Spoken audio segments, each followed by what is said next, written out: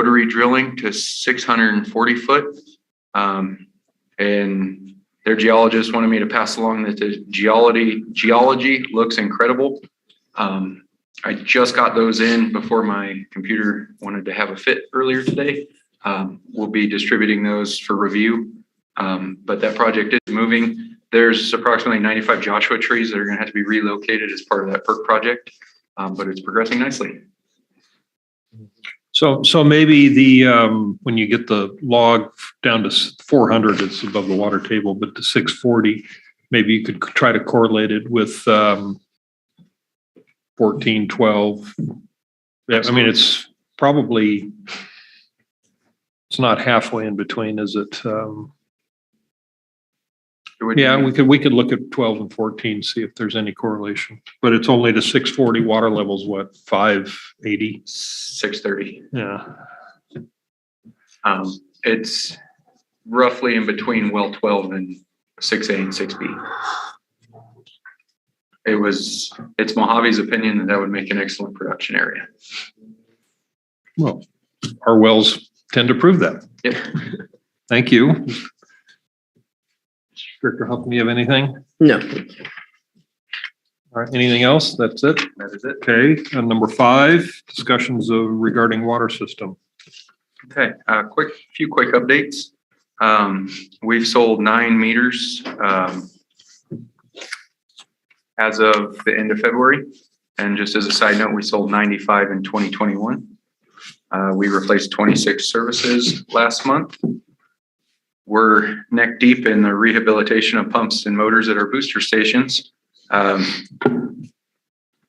We're in progress with Booster A at Site 4B, Booster 8 at Site 5B. The rehabilitation of Booster A at 3B and Booster A at 7B. So a whole lot of A's were replaced or in progress. Well 14. I just wanted to make the committee aware 119.5 acre foot were pumped last year. We're going to be owing a sum of $120,695 to Antelope Valley. Our service line replacements on target to meet our goal. We replaced 26 last month, 49 for the calendar year to date, and 83 for the fiscal year to date. Air vacs are worth a note, slowly but surely. So we're about 21% complete with flush and air vacs throughout the system. We've replaced 2,615 of the 7,050. We're about 37% complete on our meter changeouts. And the interior of 1A3 has been started. We're about 10%. They're blasting the old coating off now. All the wells and district interties were certified accurate this past month. Electrical efficiency were conducted throughout the entire district last month. We're completely done with that. Down below, we have a list of the tank washouts that have been completed for this season. And also those new generators we got were field tested last month. They work like a charm. So we've had some power maintenance issues throughout the district.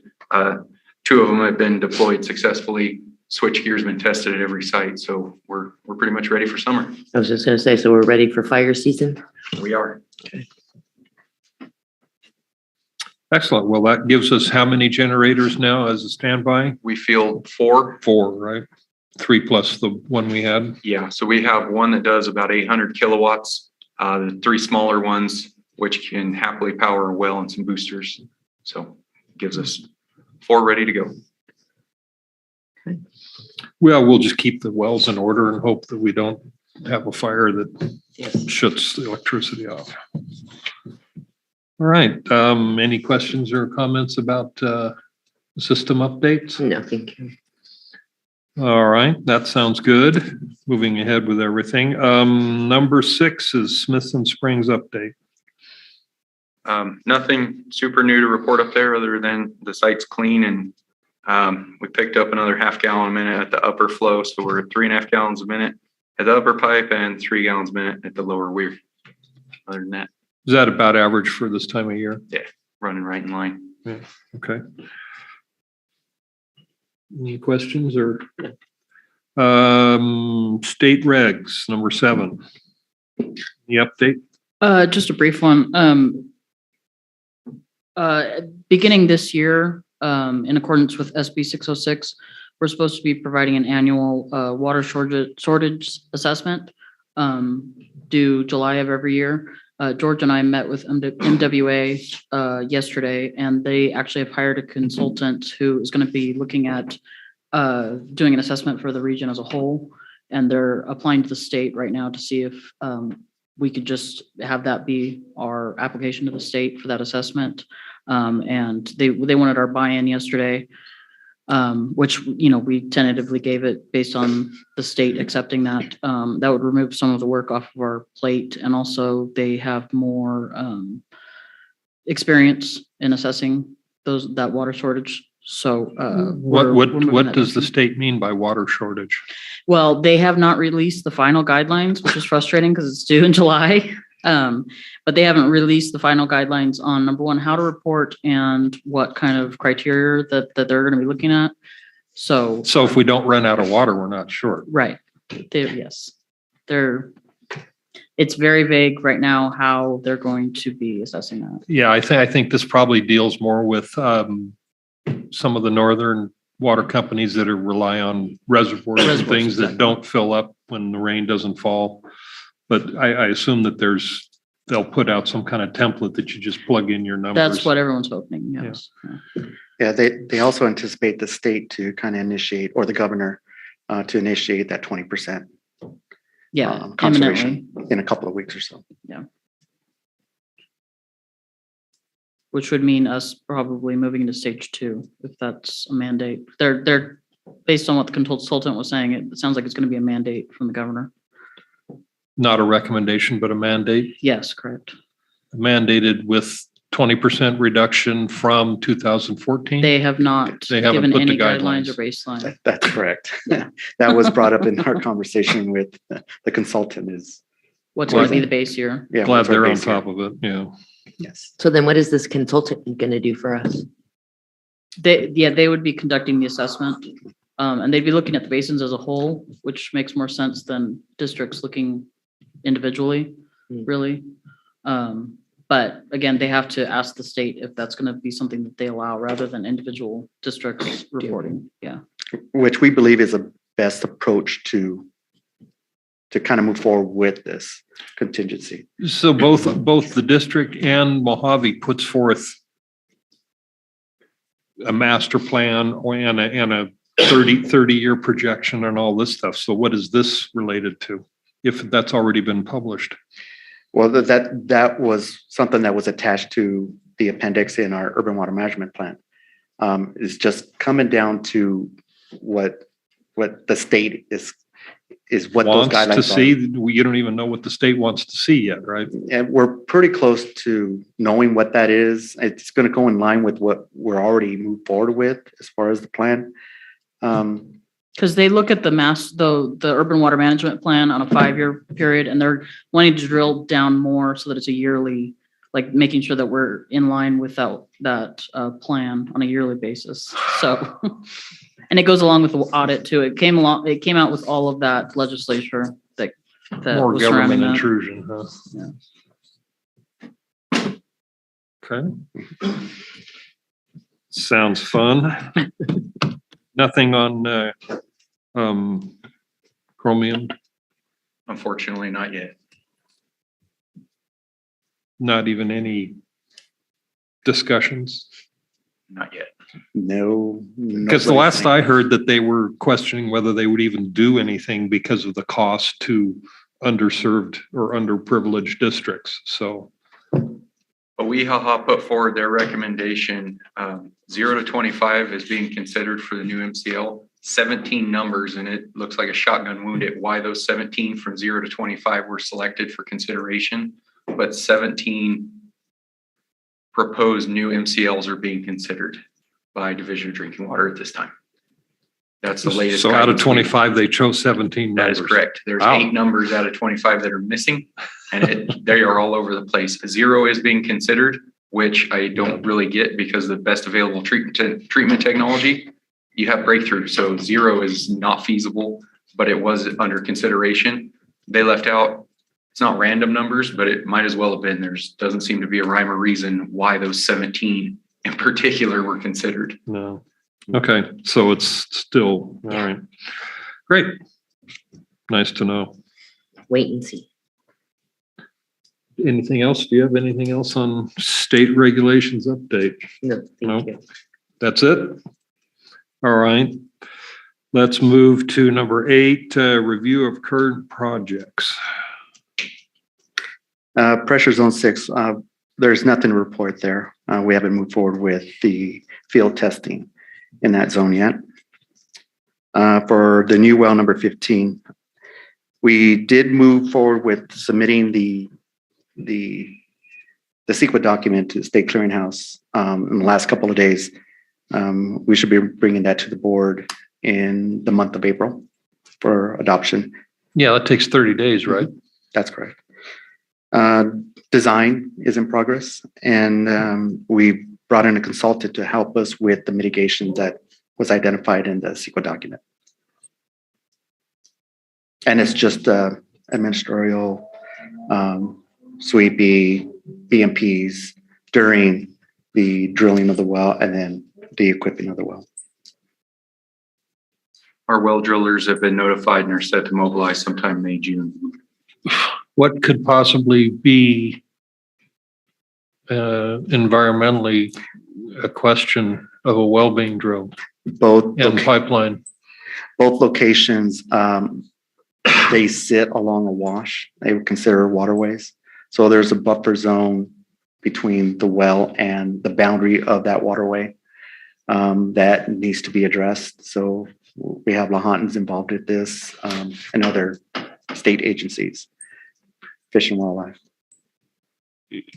As well as creosote mounds being potential desert tortoise habitat. Yeah, along with all the cultural and biological. Yeah, that wasn't covered in the EIR? Yeah, that's apart from the BMPs, or actually the sweepies and of the 2 phases that we have for this project. So can they That's stop minor. something? It's not much. I'm sorry. Can they stop us from doing that? No. No. Oh, No. okay. No, and I would assume that the pipeline, that's basically the same mitigating circumstances that we originated with the original pipeline that we put together from the dairy up. I mean, it's basically the same information. Yes, the pipeline alignment, the disturbance between right of way, there's nothing that's in there for mitigation. So the rule of thumb is if it's within a mile or 5,000 feet, then there is no need to move forward into a study. But that study was done for this project because we're about 5,600 feet of lineal pipe, but nothing of concern. It's all disturbed, maintained road, not maintained, but Right. dirt road and everything else. Right. So Basically the same as it is. the other study Yes. that was done that we paid for already. Mhm. Somebody got to copy everything real easily and put it together. Almost, but that's on Azalea. Or I don't know if I pronounced that correctly. Yes. And the other alignment was on Beakley. So we kind of zigzag went up on Beakley. That was the alignment for the chromium 6 mitigation project. Right. So, And piggybacking off of the pipeline discussion, staff conducted an analysis looking at the volatile costs of pipe and materials in the market today, as well as sizes, and concluded that 12-inch ductile iron would be the most favorable pipe for that alignment, and is currently drafting a memo for the board's consideration at the March 16th meeting. So what was the recommended size for the dairy line? That was 16-inch For the pipeline coming up? yeah, it went from 16 to 12 and 12. from ductile to PVC. Yeah, I mean, whatever is Sure. the The pressure least was- expensive is. All right. Yeah, that was 12 bringing in those 4 wells. 12-inch can do at least 1,500 gallons a minute. That'd be more than 2 wells probably. And just for the committee's consideration, I have a couple costs here in front of me. It's not often, if ever, you see ductile iron cheaper than PVC, but here we are in modern times. 12-inch ductile iron is $44.50 a linear foot, and 12-inch PVC, DR18, is $60.70 a linear foot. Oh my gosh. Yes, that is not even close anymore. 30% Yeah. less. So I currently would be seeking the engineering committee's recommendation to take to the board 12-inch ductile iron for that pipeline alignment for well 15. Yeah, and just, yeah, I would say Yeah. no reason to pay more. No, Thank you. no. Just, And the other one's just as good. I mean, better, right? Isn't it less? Ductile will outlive PVC, that's true. yeah, And we'll be bringing that before the board, the full board on March 16th. In the memo, so I do have the committee's recommendation. so it'd be 12-inch all the way from the well to the, to whatever tank it's gonna go into. That is correct. And that's typical 12-inch, That's, I'm sorry? typical. Well, the size is vary in related to size. volume, so. Yeah, it's volume. Different factors contribute to different line sizes, smoothness of pipe, velocity, pressure, area, demand. So Yeah, I mean, 12-inch, 6-inch can go up to about 800 gallons a minute. 8-inch can go 1,000 to 12. So if we've got two 500 or 600 gallon minute wells, you need at least 8, probably 10-inch, especially if we're going to add in the future some dairy production in. So I would say 12-inch You guys would would know. be. thank you. And the Good. full board will be seeing that March 16th. Sounds good. Rather be a little bit bigger than too small. We only want to do it once. Okay. Sounds good. So we're looking at well construction in May, June, did you say? That's correct. So we have a letter of intent that the board authorized us to send to Southwest. As soon as the conditions from CEQA are addressed, it'll be brought before the full board again, before anything's executed with Southwest, but tentatively May, June. Okay. So luckily, and that schedule is paying off in spades for the district that was executed when it was. They're anywhere from 8 to 12 months out currently. So it's a good thing we got in line when we did. So I just worked on just tried to get a well for permit for a well in Cucamonga. It took a month for the county to approve it. So hopefully this one isn't, but they're not very fast. So when you're ready to go to permitting, when the contractor's ready to go to permitting, it's a month out just for the permit. So anyways, all right. Anything else on the new well, new projects? Is that it? Staff reports? A couple of items, I guess it would be almost housekeeping, if you will, that have kind of piled up against us. So we have the pipeline protection project that'll be coming before the board on March 16th for the board's consideration. The pipe purchasing for the well 15 project before the board on March 16th. We're going to have a dead end presentation. Tony did a fantastic job, and George putting together some heat maps so we can have the board look at and discuss the dead ends that are located throughout the district.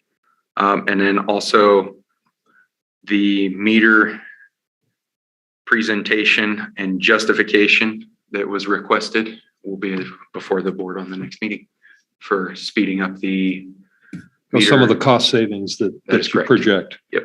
What was the first thing that you mentioned, Sean? Pipe something. The pipeline protection project on Wilson Ranch Road. That's So- lowering pipelines That's or raising them. how it Whatever. started, and now it's what'll be brought before the board for consideration will be cutting costs by not lowering the pipe, but hauling in earth. It's less than half. So we had originally budgeted 150. We had some constraints. The budget actually got cut in half on that. And we'll see that we're actually going to land well below that mark with staff's proposal. So that'll be before the board for consideration at the next meeting. Okay, thank you. We'd like to do it before it gets too hot.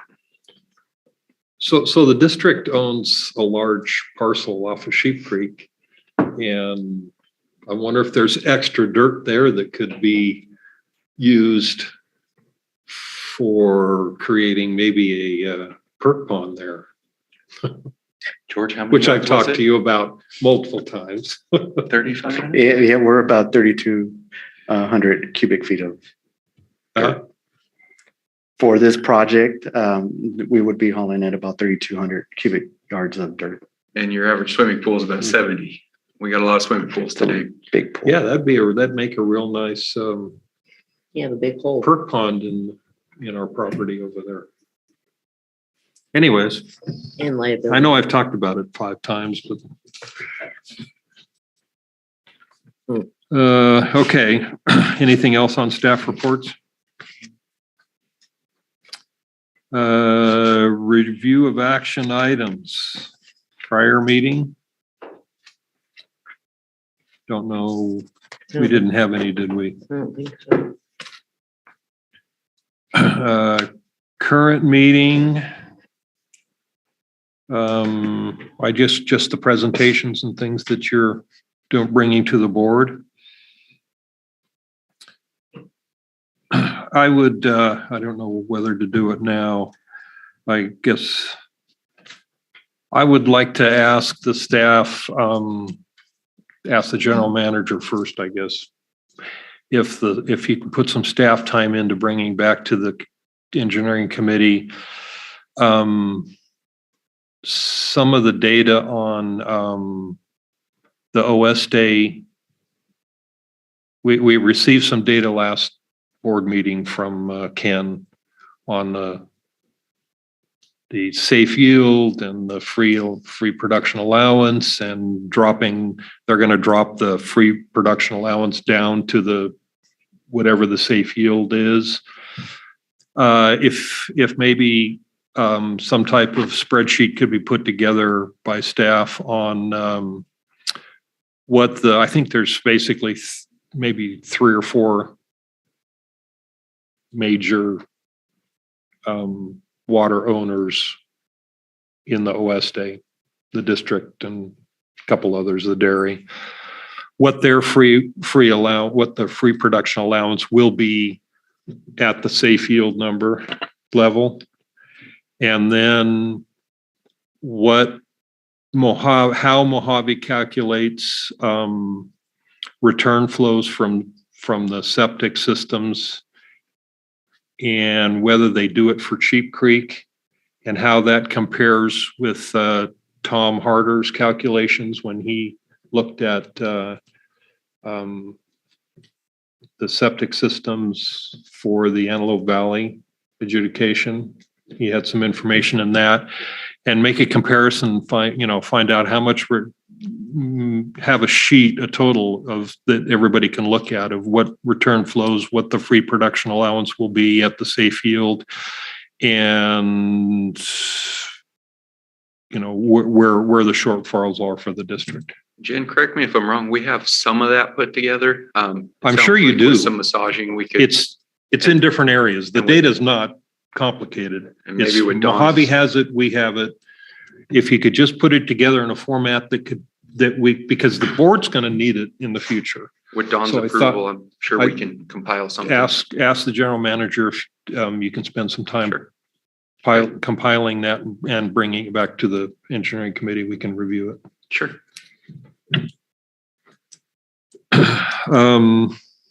Do you have anything? I do not. Setting agenda for the next meeting. I don't think we have anything that needs to be changed. Does anybody have any? No? Nope. Going once, going twice. All right. With that, we will adjourn the engineering committee meeting at 4:28. Thank you, everybody. Meeting adjourned.